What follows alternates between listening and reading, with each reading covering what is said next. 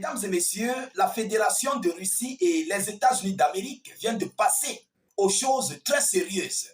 Et c'est une très mauvaise nouvelle pour les pays de l'Europe, pour plus précisément l'Union européenne et l'OTAN. Tous ceux-là qui soutiennent Volodymyr Zelensky. Alors, M. Vladimir Poutine et son homologue américain, M. Donald Trump, viennent de dresser la liste des infrastructures ou bien des différents points à ne pas cibler, à ne pas frapper dans ce conflit russo-ukrainien lors de la trêve. Alors, il faut d'abord le savoir, Washington et Moscou ont pris cette décision sans les Européens. Ah oui, mesdames et messieurs, ils ont tout tracé, ils ont tout planifié sans les Européens, même sans l'Ukraine. Et ils ont juste fait part à l'État ukrainien. Mesdames et messieurs, quelle est la liste de tout ce qui doit être évité lors de la trêve? Alors, l'information a été relayée aujourd'hui. La Russie a dit étudier cette rencontre qui avait eu lieu hier du côté de l'Arabie Saoudite. Donc, les États-Unis aussi pareil. Et aujourd'hui, ils ont sorti la liste. Mais cette liste va en défaveur des conditions de l'OTAN, en défaveur des conditions de l'Union européenne et tous les pays d'Europe qui combattent la Fédération de Russie. Mais avant d'entrer dans le but du sujet, mesdames, mesdemoiselles et messieurs, c'est une très bonne nouvelle pour la Fédération de Russie. Très bonne nouvelle pour la Russie. Je vous prie, vous qui nous suivez, de partager massivement cette vidéo au maximum. Mettez-la partout à travers le monde et surtout abonnez-vous à nos multiples canaux de réalisation YouTube, Facebook. N'hésitez pas de mettre vos avis en commentaire. Qu'est-ce que vous en pensez? Qu'est-ce que vous en dites par rapport à cette liste? Alors, il s'agit de quoi? Selon les informations officielles, Moscou et Washington dressent une liste de sites énergétiques à épargner pendant les frappes. Ils peuvent continuer les frappes. Ils peuvent continuer leur conflit. Mais il y a une liste des sites à épargner. Alors, la première question qu'on se pose, est-ce que l'Ukraine va respecter cette liste?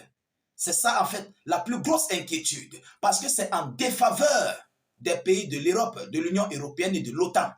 Est-ce que les Européens vont accepter d'éviter de frapper sur ces différentes infrastructures? On va aller dans les profondeurs. Le Kremlin a publié une liste convenue par Moscou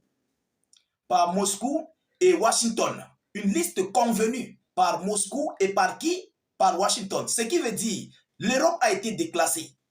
L'Ukraine a été déclassée. Donc, c'est Vladimir Poutine et Donald Trump qui gèrent, qui coordonnent ces négociations de paix. D'abord, c'est une très grosse victoire. Cela prouve quoi? Ça prouve que ce que M. Poutine avait dit, qu'il veut collaborer, il veut travailler pour ces négociations de paix avec les États-Unis d'Amérique est en train d'être respecté. Ça marque une grosse victoire. L'Europe est déclassée. Ils sont des observateurs, comme vous et moi. Ils vont lire.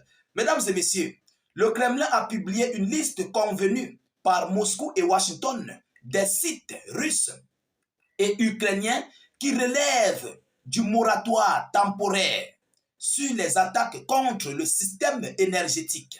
Alors, quelle est la liste en question? Quelle est la liste? La Russie et les États-Unis d'Amérique ont dressé une liste d'infrastructures russes et ukrainiennes qui relèvent du moratoire temporaire sur les frappes visant le système énergétique. De un, nous avons les raffineries de pétrole. Les raffineries de pétrole. Nous savons, la Russie possède assez et largement de raffineries de pétrole que l'Ukraine. Alors, les Européens qui sont dans l'optique d'anéantir l'économie russe, est-ce qu'ils vont accepter, éviter de frapper sur les raffineries russes? Vous savez, tel est le but de Zelensky. Tel est ce conflit. Ce sont c'est en fait ce qu'ils ciblent le plus pour nuire l'économie russe parce qu'ils savent que la Russie a beaucoup de rentabilité dans le domaine pétrolier. Vous comprenez? Donc, c'est en la défaveur de l'Ukraine. L'Ukraine possède des puits, des sites de pétrole, mais pas comme la Russie. Oui, c'est là. Pas comme la Russie. Moscou possède assez en abondance et ça va lui permettre, bien sûr, de commercialiser et faire entrer beaucoup d'argent et continuer de maintenir son armée. Ah oui, continuer de financer son armée. C'est pourquoi les Ukrainiens et leurs maîtres otaniens coordonnent des frappes sur les sites énergétiques, les sites pétroliers russes. Est-ce que vous comprenez ça? C'est à la défaveur de l'OTAN. Mesdames et messieurs, il y a les éléoducs et gazoducs et installations de stockage, y compris les stations de pompage. Ah oui, nous avons des éléoducs et gazoducs et installations de stockage, y compris les stations de pompage.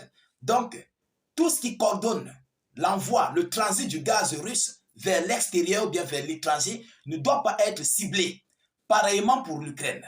Si l'Ukraine a ses gazoducs, la Russie n'a pas le droit de cibler. Il y a des dépôts, vous comprenez, des dépôts, des installations de stockage. Donc ce sont des dépôts où on dépose du gaz liquéfié qui ne doit pas être frappé. Est-ce que les Ukrainiens vont accepter de voir la Russie continuer d'amasser l'argent pour fournir à son armée? Grosse question. Mesdames et messieurs, infrastructures, il y a les infrastructures de production et de transport électrique. Les infrastructures de production et de transport électrique, y compris les centrales électriques, les sous-stations, les transformateurs et les distributeurs. Donc les transformateurs, les centrales nucléaires, tout ça, ce qui produit de l'énergie électrique, que ce soit des groupes électrogènes qu'on a fait pour un quartier, ça n'a pas le droit d'être frappé. Tout ce qui conduit en fait l'électricité n'a pas le droit d'être frappé. Vous comprenez? Alors, mesdames et messieurs, on a fait ceci pour l'Ukraine, en faveur de l'Ukraine. Alors, il y a ici les centrales nucléaires. Ah oui, vous savez que les Ukrainiens ont dans leur option de frapper sur la centrale nucléaire de Kursk et de Zaporizhzhia pour anéantir complètement ça parce qu'ils ont perdu ces localités-là. Ah oui, et ça leur fait mal.